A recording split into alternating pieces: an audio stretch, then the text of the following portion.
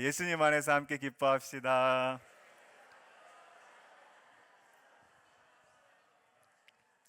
감사합니다. 오늘 찬양대가 제일 열심히 하시네요. 오늘은 우리 두 가지 질문으로 말씀을 시작해 보려고 하는데요. 첫 번째 질문 이렇습니다. 보여주시면, 지금 내가 누리는 것, 여러분이 지금 삶 속에서 누리는 거 있잖아요. 그 누리는 것은 내 노력과 내 능력 때문이다. 자, 제가 손들라고 안 할 겁니다. 그러니까 마음속으로 이제 판단해 보세요. 나는 그렇다고 생각한다 하면 O, 아니다 라고 생각하면 X. 결정하셨습니까? 네, 다 결정하셔야 돼요. 안 물어봐요.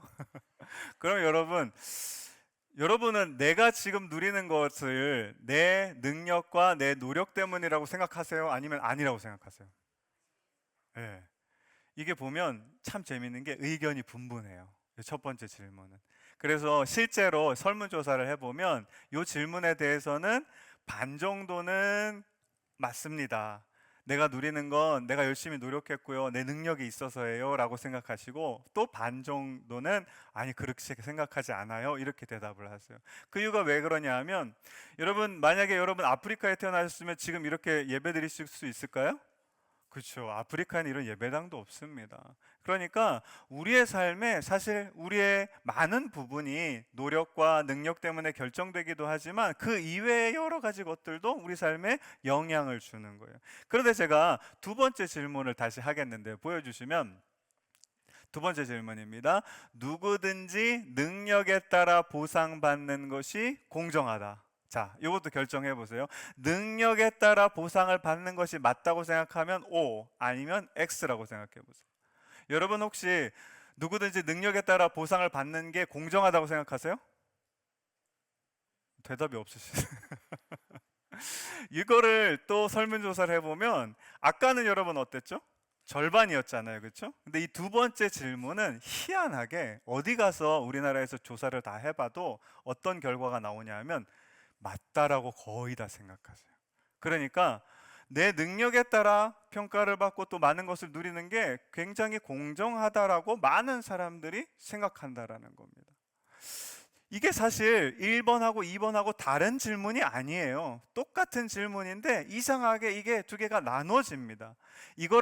제가 이걸 얘기한 건 아니고요. 하버드 대학교에 가면 이 정치 철학과라는 과가 있는데 거기에 마이클 샌델이라는 교수님이 있어요. 여러분 한번 들어보셨을 거예요. 한 2010년에 정의란 무엇인가라는 책 아시죠? 예, 그거 한번 보셨을 거예요.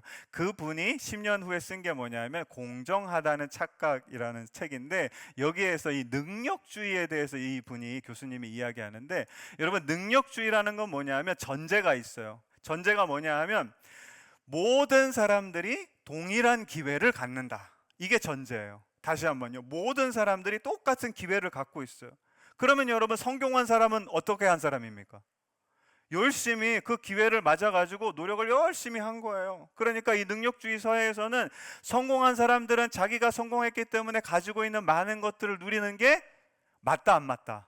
맞다라고 생각합니다. 합당하다라고 생각하고, 그 사람들 그렇게 열심히 노력했으니까 그 모든 것을 가지는 게 괜찮다라고 생각하는 게 이 능력주의 사회라는 거예요. 근데 이 마이클 샌델 교수님이 능력주의 사회를 비판하거든요. 왜 비판하냐면 이런 겁니다. 여러분 우리나라에서 축구 제일 잘하시는 분이 누구죠? 잘 모르시죠? 축구 안 보셔서. 저 영국에 가면 손흥민 선수라고 있어요. 그분이 여러분 그 주급이에요. 주급 일주일에 받는 거, 월급도 아니고 연봉도 아니에요. 주급이 얼마냐 하면 3억이 좀 넘어요. 한 주에 3억 이상을 받는단 말이에요. 그러면 이제 우리나라 사람 중에서 축구를 하는데 축구를 제일 잘하는 여자 축구 선수가 있거든요. 그 축구 선수는 여러분 얼마나 받을 것 같으세요? 연봉입니다. 1년 동안 받는 제일 잘하는 부류의 선수들이 한 5천만 원 조금 더 받는데요. 여러분 차이가 어때요? 굉장히 많이 벌어지죠. 그런가 하면 자, 종목을 바꾸면 여러분 역도나 비인기 종목이라고 하죠. 우리가 컬링 이런 거. 그런 거는 여러분 1등이에요. 이 사람도 금메달을 땄단 말이에요. 그런데도 여러분 이분들은 뭘 구하기가 힘드냐 하면 기업 스폰을 구하기가 어렵습니다. 그래서 뭐 살림하다가 와서 또 막 연습하고 막 그런 분들이 많거든요. 이 마이클 샌델 교수님이 이런 차이가 있다라는 걸 이야기하면서 이 차이는 사실 있을 수도 있어요. 왜냐하면 종목이 다르고 사람들이 선호하는 게 다르니까 조금 다르게 나타날 수 있는데, 진짜 능력주의 사이의 문제는 뭐냐 하면, 자 여러분 1등이 있어요. 그럼 뭐도 있을까요? 너무 많이 내려가셨네. 2등도 있고 10등도 있고 50등도 있고 100등도 있고 여러분 말씀하신 것처럼 꼴찌도 있어요. 그러면 보세요. 누가 제일 추앙받습니까? 누가 제일 성공한 사람이죠? 1등이에요. 근데 그 밑에 있는 사람들은 여러분 노력을 안 했을까요? 2등 되려고 해봐요. 열심히 노력해야 돼요. 죽기 살기로 해야 2등 할 수 있어요. 근데도 2등 하면 여러분 어때요? 나는 뭘 못했어요? 1등을 못했어요. 실패한 사람이에요. 더군다나 한 100등 정도 돼봐요. 어떻게 될까요? 100등이 노력 안 했을까요? 그만큼 올라가는 것도 대단한 겁니다. 그런데 여러분 1등 밑에 있는 사람들은 항상 무엇을 경험하냐면 실패를 경험하고 좌절을 경험하고 거기서 절망하게 돼요.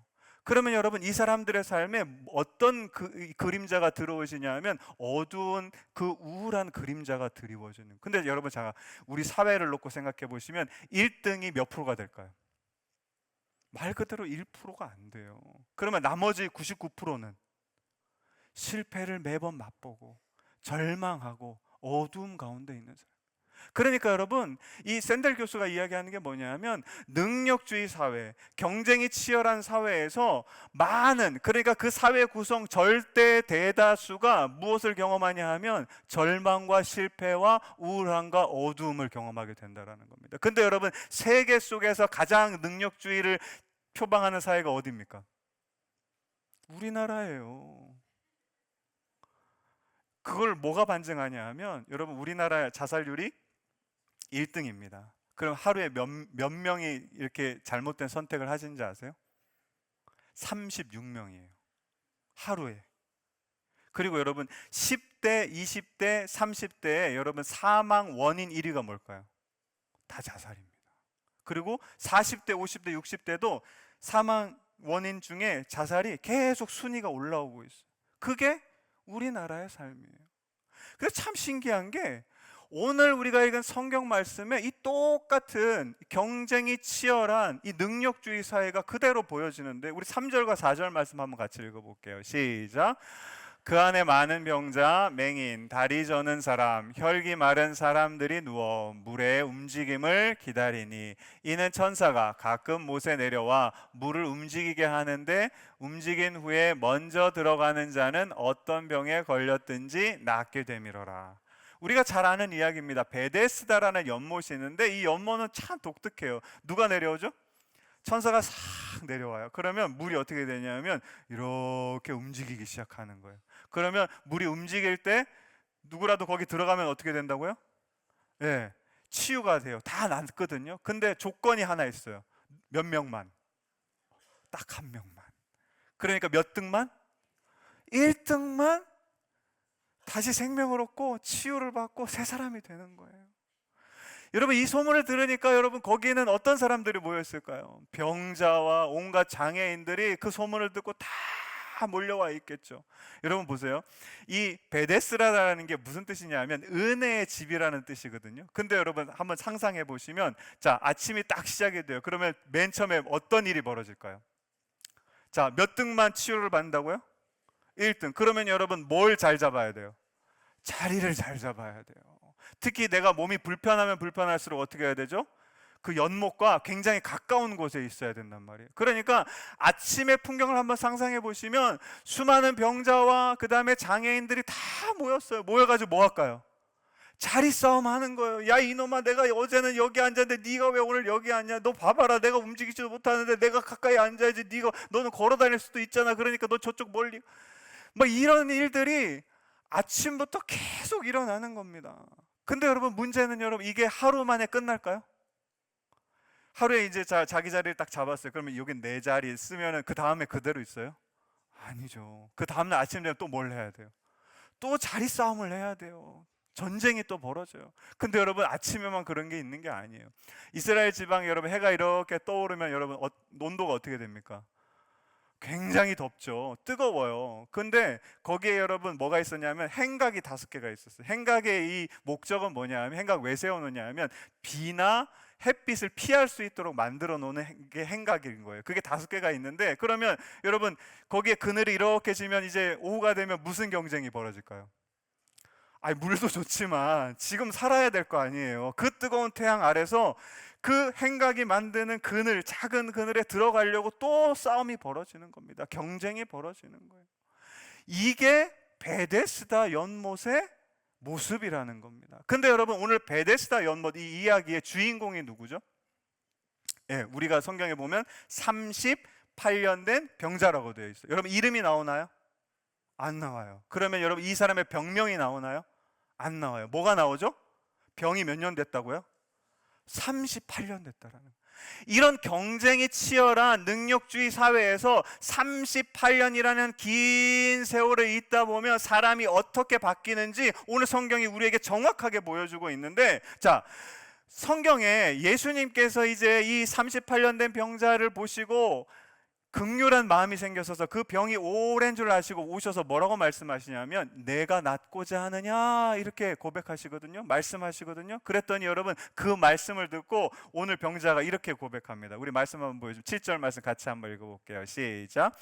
병자가 대답하되 주여 물이 움직일 때 나를 못에 넣어주는 사람이 없어 내가 가는 동안에 다른 사람이 먼저 자, 여러분이 38년 된 병자입니다. 그럼 예수님 봤을까요? 안 봤을까요? 지금 여러분 이 38년 된 병자는 어디에 초점이 맞춰져 있어요? 여기 연못. 예수님이랑 얘기하다가 연못 물이 돌면 어떻게 해요? 큰일 나죠. 그럼 바로 들어가야 되는데 자기 또 못 들어가잖아요. 그러니까 예수님이 뭔 말씀을 하시든 안 하든 그게 중요합니까? 중요한 게 아니에요. 이 사람한테 중요한 건 딱 한 가지밖에 없어요. 뭐예요? 연못 물이 움직이면 거기에 뭐 하려고? 들어가려고. 실컷 예수님 쳐다보고 난 다음에 연못 계속 보고 있는 게 저게 언제 돌지, 돌면 내가 바로 들어가야지 이러고 있는 거예요. 그러니까 말씀을 예수님이 낫고자 하느냐라고 말씀하셨지만 이 사람이 뭐라고 대답합니까?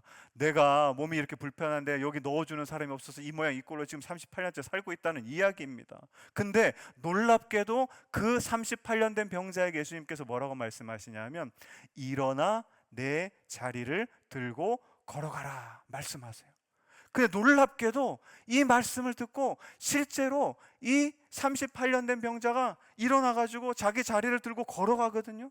근데 여러분 그 날이 무슨 날이었냐면 안식일이었어요. 그래서 유대인들이 이 사람에게 누가 너를 고쳐줬냐고 묻는데 이 사람이 이렇게 대답합니다. 12절 13절 말씀입니다. 같이 한번 읽어볼게요. 시작.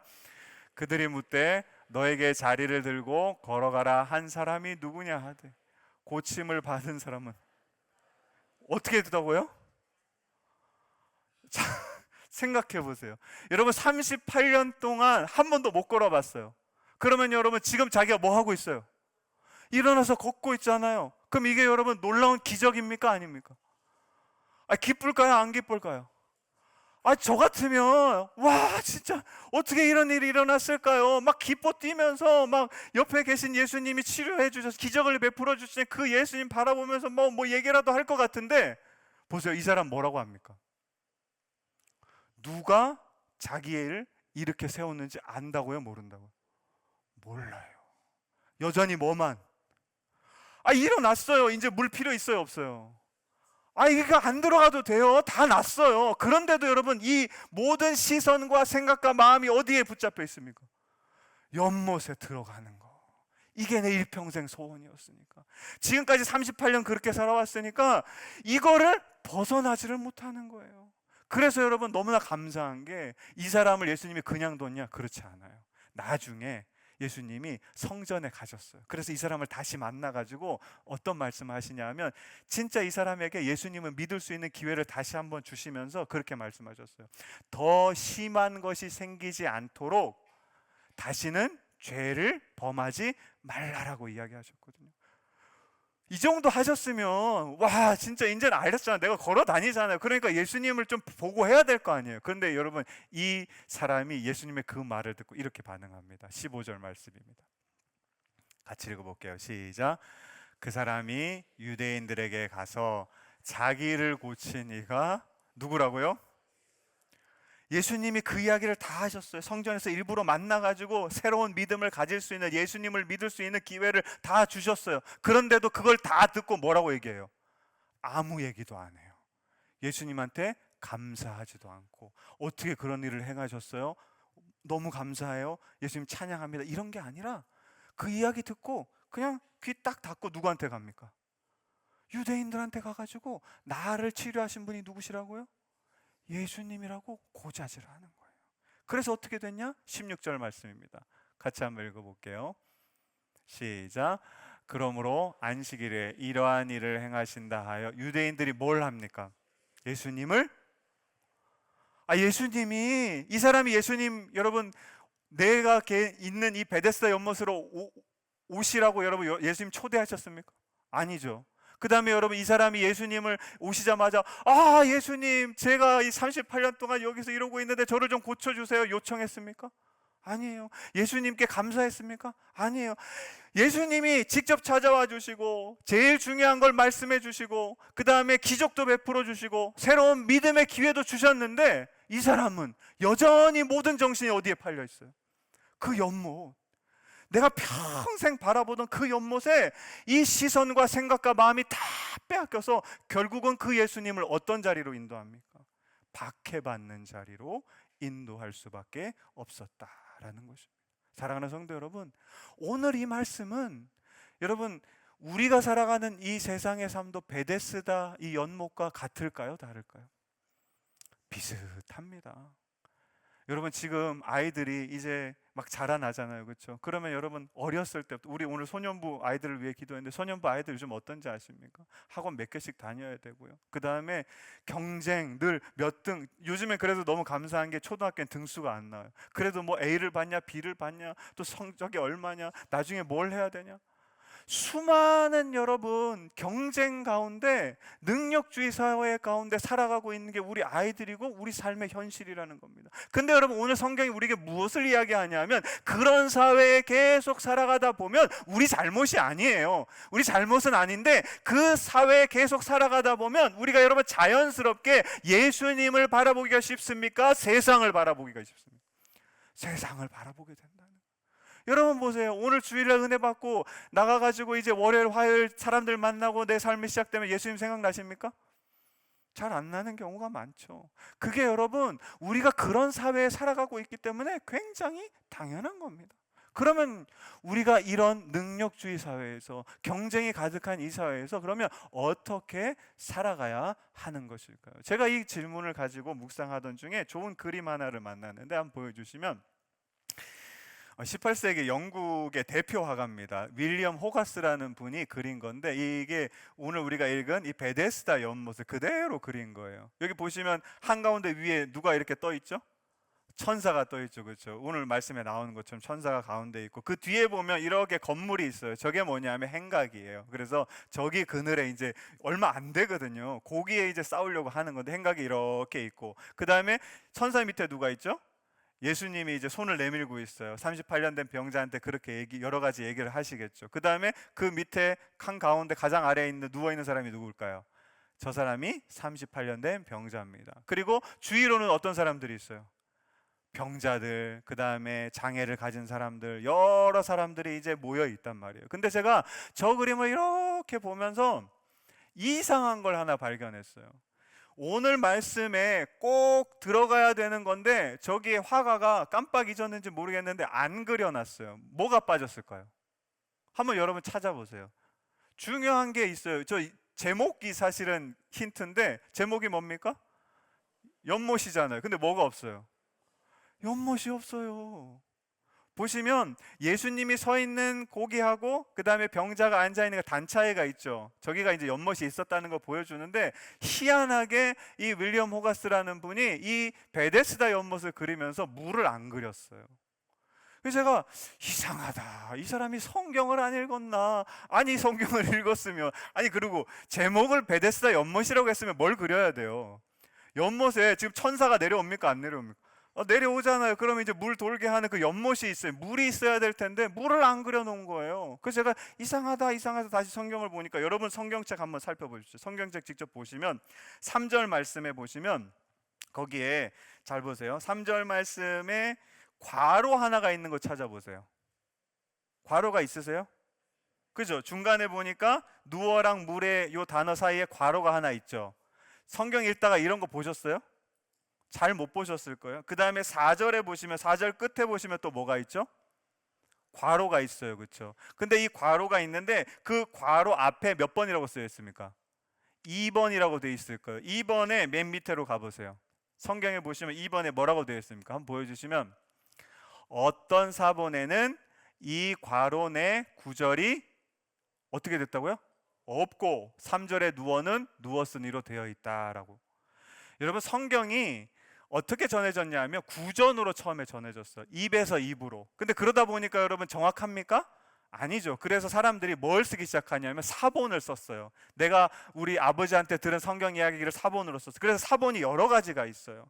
그래서 우리가 읽고 있는 이 지금의 성경이 그 사본을 잘 연구해 가지고 만들어진 성경이 오늘 우리가 읽고 있는 성경인데, 그래서 사본이 여러 가지가 있는데, 오늘 이 우리가 읽은 요한복음 5장 3절과 4절에서는 사본에, 어떤 사본에는 여러분 이 괄호 안에 있는 내용이 있고 어떤 사본에는 이 괄호 안에 있는 내용이 없다라는 거예요. 그러면 괄호 안에 내용이 뭐냐 하면, 보여주시면 같이 한번 읽어보겠습니다. 괄호 내용만 시작.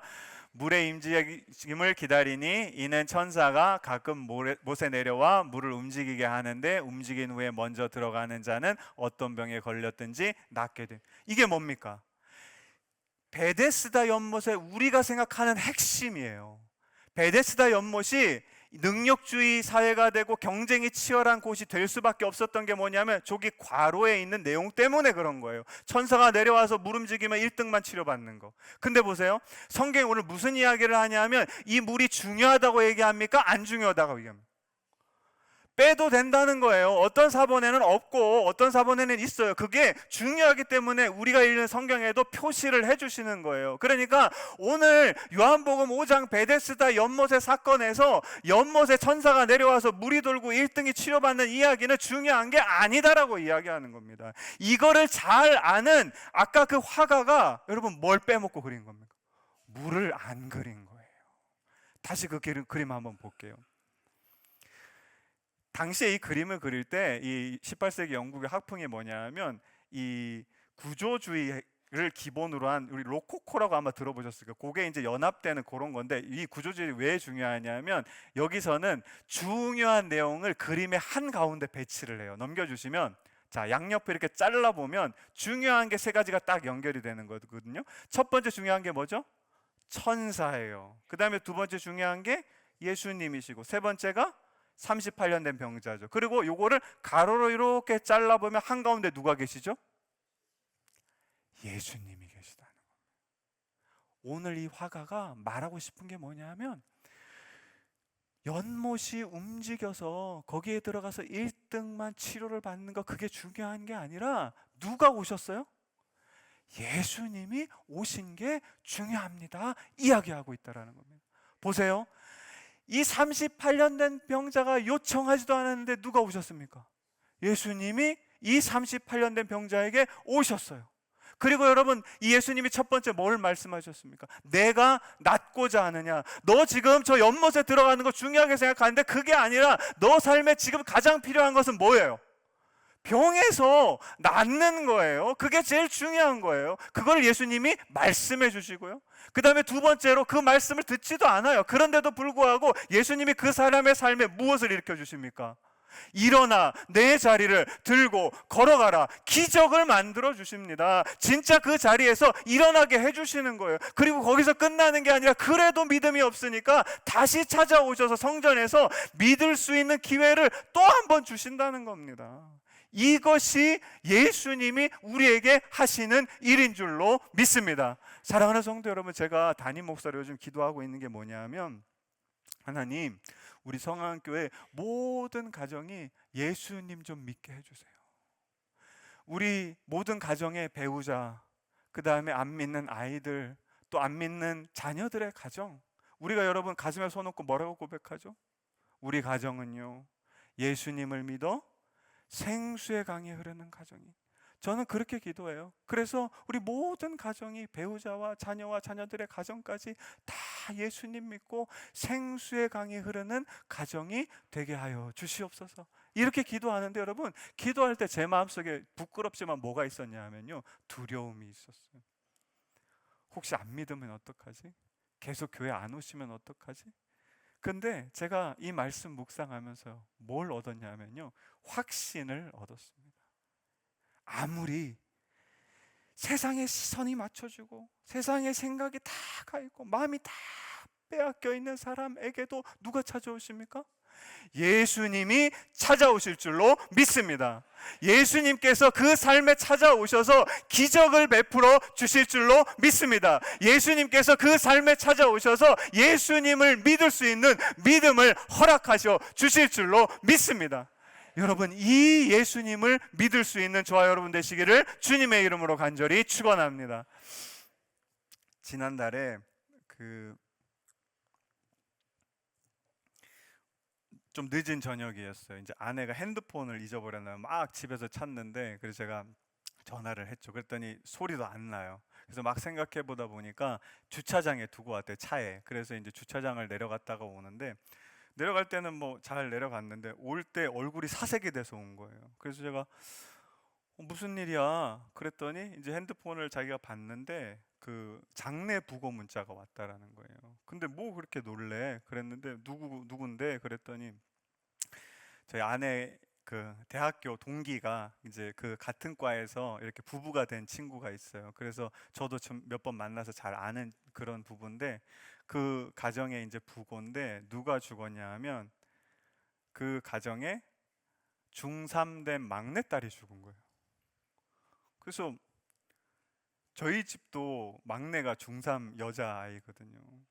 그래서 제가 딱 생각을 하는데 중3 정도 되면요 꽤 커요. 이제 키도 크고 몸집도 커지고. 그래서 뭐 항상 그렇진 않지만 어느 날은 좀 제가 이렇게 기댈 수도 있거든요. 의지할 수도 있어요. 야, 아빠 좀 위로해줘라 막. 그리고 딸이니까 또 애교도 많고 그렇잖아요. 근데 이제 그날도 그 이제 저희 아내 친구가 아침에 아이 머리 다 빗겨가지고 예쁘게 이렇게 해서 옷 입혀서 보냈대요. 근데 이제 학교 갔다가 그 싸늘한 죽음으로 돌아온 거예요. 잘못된 선택을 한 거예요. 정말 가슴 아픈 게 뭐냐면 그 가정이 아직 예수님을 몰라요. 사랑하는 성도 여러분, 우리 삶에 제일 중요한 게 뭘까요? 제일 중요한 게요, 마태복음 16장 이렇게 이야기합니다. 한번 같이 읽어볼게요. 시작. 사람이 만일 온 천하를 얻고도 제 목숨을 잃으면 무엇이 유익하리요? 사람이 무엇을 주고 제 목숨과 바꾸겠느냐? 사랑하는 성도 여러분, 이 세상에서 성공하는 거 중요하고요, 많은 거 누리는 거 중요하고요, 그 세상에 살아가다 보니까 다 우리가 가진 거 거기 다 뺏겨가지고 그거 바라보며 생각하고 마음에 품고 살거든요. 근데 여러분, 그거 중요한 거 절대 아닙니다. 중요한 건 뭐라고요? 생명이에요. 생명 잃어버리면 내가 아무리 성공해도, 아무리 많은 것 가지고 있어도, 아무리 좋은 건 누리고 있어도 그 삶이 여러분 남아있는 게 있습니까? 없습니까? 다 사라질 밖에는 없는 것입니다. 그러면 여러분, 그 가장 중요한 생명 누가 주시는 겁니까? 요한복음 10장 10절이 우리에게 이렇게 이야기합니다. 같이 한번 읽어보겠습니다. 시작. 내가 온 것은 양으로 생명을 얻게 하고 더 풍성히 얻게 하려는 것이라. 아멘. 생명을 주시는 분은 예수 그리스도인 줄로 믿습니다. 사랑하는 성도 여러분, 그 예수님이 우리를 찾아오시는 거예요. 우리가 와달라고 얘기한 것도 아니에요. 그런데 찾아오시고 우리에게 여러분 가장 중요한 그 생명을 주시려고 늘 우리 귀 옆에서 말씀하여 주시는 줄로 믿습니다. 바라기는 저와 여러분의 삶이 그 예수님을 만나고 그 예수님의 말씀을 듣는 삶이 되시기를 주님의 이름으로 간절히 축원합니다. 그러할 때 여러분, 우리의 삶의 자리는 저 세상에 나가면 항상 실망하고 실패하고 좌절하고 어두움 가운데 거할 수밖에 없는 삶이 생명이지만 예수 그리스도를 만나고 그 말씀을 들을 때 우리 안에 놀라운 생명이 풍성하게 되며 그 생명을 누리는 삶이 될 줄로 믿습니다. 제가 시간이 좀 갔지만 한 가지만 더 말씀드리고 오늘 말씀을 마치겠습니다. 어제 제가 병원 신방에 갔다 왔는데 우리 사진 한번 보여주시면, 이걸 제가 꼭 보여드리려고 하나 찍어왔어요. 이번 우리가 그동안 많이 기도했던 우리 현용철 집사님이신데 얼굴이 어때 보이세요? 제가 깜짝 놀랐어요. 중환자실 계실 때만 해도 정말 이거 살아나실 수 있을까? 그런 생각이 들었는데 지금은요, 이제 붙잡아주면 일어나서 걸어 다닐 수 있고 말씀도 되게 잘하세요. 인지가 많이 돌아와가지고 이제는 이제 조금만 더 재활하면 이제 퇴원할 수 있을 것 같다고 막 그렇게 하면서. 근데 제가 너무 놀란 게, 집사님 여러분 얼굴이 어때요? 제가 전에 집사님 인상이 나쁘다는 건 아니에요. 그런데 만났는데 얼굴이 완전 다른 사람 같은 거예요. 그러면서 얘기하시면서 계속 말끝마다 뭘 하냐면 감사합니다, 감사합니다, 감사합니다. 왜 그러냐 하면, 제가 지금에서야 말씀드릴 수 있지만 저 집사님이 죽을 고비를 몇 번 넘겼어요. 병원에서 지금 죽어도 이상하지 않다고 그렇게 이야기했었거든요. 근데 그 죽을 고비들을 다 넘기면서 여러분, 저 현역절 집사님한테 생명 주신 분이 누구실까요? 우리 구주 예수 그리스도이신 줄로 믿습니다. 제가 그래서 그 집사님한테 두 가지 얘기를 드렸어요. 집사님, 이 생명 이제 예수님 주신 거예요. 그러니까 이 생명을 가지고 이제 집사님 안에 기대가 있으셨으면 좋겠어요. 여러분, 새로운 생명을 받았잖아요. 그 생명을 예수님께서 주신 거기 때문에 그 생명이 풍성해지면 저는 이제 앞으로 기대가 돼요. 집사님의 삶에 얼마나 풍성한 것들을 누리며 살아갈지가 저는 기대가 됐어요. 그래서 집사님한테, 집사님 앞으로 집사님 살아갈 삶을 기대하세요. 예수님께서 그 생명 주셨으니 풍성히 누리게 해 주실 줄로 믿습니다. 이렇게 이야기를 드렸는데 이 집사님이 마지막에, 목사님 제가 소망 하나가 생겼어요, 그러시는 거예요. 그래서 여러분, 저 집사님의 소망이 뭘 것 같으세요? 빨리 퇴원하는 걸까요? 아니면 빨리 직장으로 돌아가는 걸까요? 제가 듣고 진짜 깜짝 놀랐는데 집사님 소망이 이거래요. 우리 이제 12월 되면 성탄절 되잖아요. 성탄절 칸타타에 자기 서고 싶대요. 전에는 분명히 다른 걸 바라보셨을 거예요. 연못 같은 거, 저 세상에 있는 거, 내가 이루어야 되고 누려야 될 거. 그런데 예수님 만나고 예수님 주시는 생명이 이렇게 안에 가득하니까 이제 소망이 달라지는 거예요. 내 소망은요, 목사님, 하나님 찬양. 이 집사님 아직 찬양 못해요. 아직도 입술, 혀가 둔해가지고 말씀이 어눌하신데, 내가 소리는 못 내도 그냥 여기 서 있고 싶어요. 지금도 그 정도 시간은 서 있을 수 있어요. 저 꼭 태어나가지고 성탄절에 그 자리에, 하나님 찬양하는 자리에 서겠습니다. 그게 제 소망이에요. 이렇게 고백하십니다. 사랑하는 성도 여러분, 저와 여러분의 삶도 이런 소망을 갖게 되시기를 주님의 이름으로 간절히 축원합니다. 사랑하는 성도 여러분, 예수님은 우리의 선한 목자가 되세요. 그래서 우리를 광야 가운데서 쉴 만한 물가와 그리고 푸른 초장으로 인도하십니다. 근데 여러분, 그 선한 목자는 그런 목자가 아니에요. 야, 나 여기 있으니까 양 너는 여기까지 네가 혼자 와야지, 이 정도는 네가 해야지. 아니에요.